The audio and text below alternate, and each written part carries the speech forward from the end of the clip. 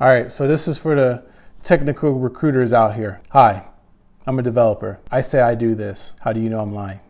Let's talk about it. In this video, I'm gonna help you with a few techniques that I use to vet candidates and weed out the ones that are lying to me. Essentially, tech people, developers, they can fib or stretch the truth when it comes to technology that they understand. Why? It makes it look better with you, which in turn helps you get in the door with a company. But that doesn't necessarily help the person that's recruiting for his particular job. So one big thing that I notice about tech professionals, especially the higher you go up in their career, is they make strides into making themselves look more professional. They have a very believable social presence. They put care into their public presence. Most professionals have a LinkedIn, as we know, but they also have a portfolio or some piece of work that speaks to their skills, even publications of stuff that they've done. It all matters because here you are, you're someone who just now meeting a stranger and you don't know them if they're lying or not. You may not know the technologies that they're working on.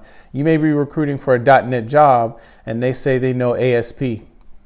You may not know what ASP and .NET. So it's always good to read what presentable evidence that they have and assess based on that in order to coordinate if they're lying or not. It's not always good to base it off one distinct factor, so it's always good to lay it upon other things. Another thing that I look out for is the technology or the industry that they're working in. So if they are a .NET professional, all right, they do C# work. Okay, what do you know about Microsoft? What do you know about this type of technology? .NET people understand other .NET technologies that are within the Microsoft suite because it's all really bundled up within that umbrella.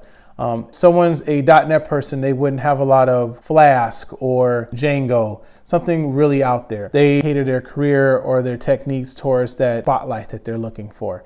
And you have to kind of distinct between what type of candidate that you're looking for, the technical expertise, and the area industry that they're in. That also matters too, so we'll get into that later. Another thing that professionals have, good resumes. If I'm hiring for a Python role, how do I know this .NET person has the skills for this? You can't always go based off the resume, of course. Good resumes really make or break candidate, not just for their skills, but just really setting up for the hiring manager so that they look good in front of them. A well-formatted, well-concise piece of knowledge. A lot of people use tools that sift through keywords. It's a certain amount of keywords in this, and maybe they're good in that role, right? Not necessarily. What could happen is they have littered their resume with keywords that make themselves look good, but essentially they don't know the task. So a good indicator of if it's a good resume or not is if they explain the technology that they've done, if they explain the level of effort or understanding that they've done, if they provide numbers of savings or costs that they've delivered.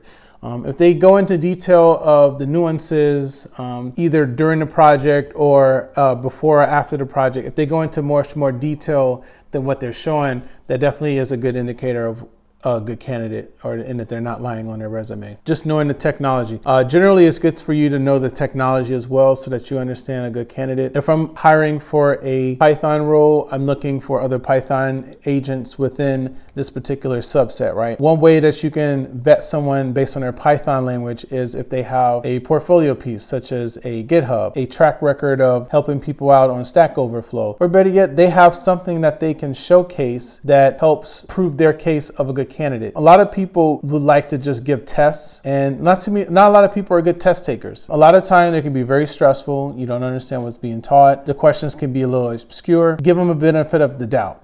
However, if they just refuse to do it and they don't give you a really good reason, that's really not a good sign of someone who's confident in their skills. For really, really good roles at some of the big tech firms, it's a mandatory that you need to do some type of coding challenge. Unfortunately, that it is what it is, right? Like sometimes we tend to standardize our candidates or base them on how well did they answer the question, but the best engineers may not be the best test takers.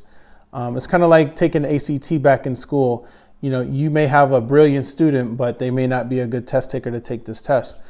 So it's going to be a little bit tricky to articulate that within a candidate, but typically tests are good in weeding out the rest of the candidates.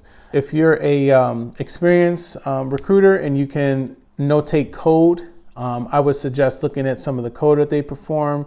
If it looks clean, you can also leverage other, tech professionals as well to help you identify different code smells or code best practices within their repository. But yeah, it's good to know the technology that you're working in, because if you're hiring for a specific framework, then you know that they should include these types of skills within their resume or their LinkedIn.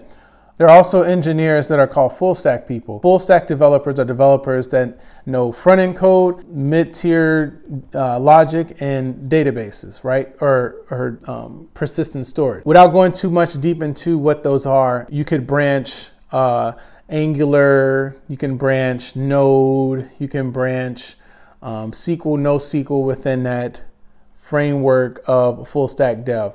Now, if you're looking for someone within that range of skill sets, you would want somebody who either has, Angular 1 or 2 experience with Java, Spring Boot, or some type of SQL, NoSQL, whether it be like Postgres or MongoDB or whatnot. If someone has some totally opposite skill set like WordPress, Django, or something obscure like that, then they're not the type of person you're looking for. Stay within those lines of what you're looking for. And if someone is a little bit more outside than what you expected and they don't have a good explanation to back up their theory, next. Engineers in general can be very different from other technical roles. A lot of times developers, they're very hands-on, they're not very communicative, but then you have others that are more hands-off and they're good at articulating skills and articulating more functional concerns. So it depends on the area of expertise that you're looking for. Typically when I look for candidates, I tend to map out, the career path or the career plan. What's the ideal candidate, if you will? Am I looking for someone in this type of industry? Am I looking for someone that graduated from college?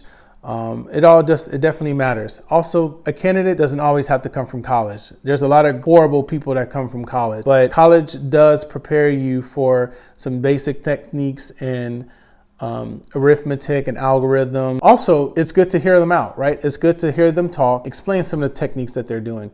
Typically, developers are good explainers of their code, and they explain the technique, because we're such a hands-on and direct field. We need to understand every little nuance of what we're developing. The explanation of what they've done, they should know it like the back of their hat or have an idea, right? And if they don't really explain it or they don't understand, that's usually a red flag. Not necessarily all the time, because sometimes there's that barrier of communication or engineers not being well versed into explaining what they've done. But typically you want to at least hear how they explain it, or with the depth of them explaining the technique that they're doing. People are liars, so you never can tell, right? I always say, if you're gonna vet somebody for a good skill, you got to back it up. That's all I have for today. If you like what you've heard, tune in next time. Likes, comments, subscribe. I do this all the time. Also, I'm starting a new Clubhouse club, so I'll let you guys know the details of that as well. But yeah, I hope you guys liked the video. We'll talk to you soon.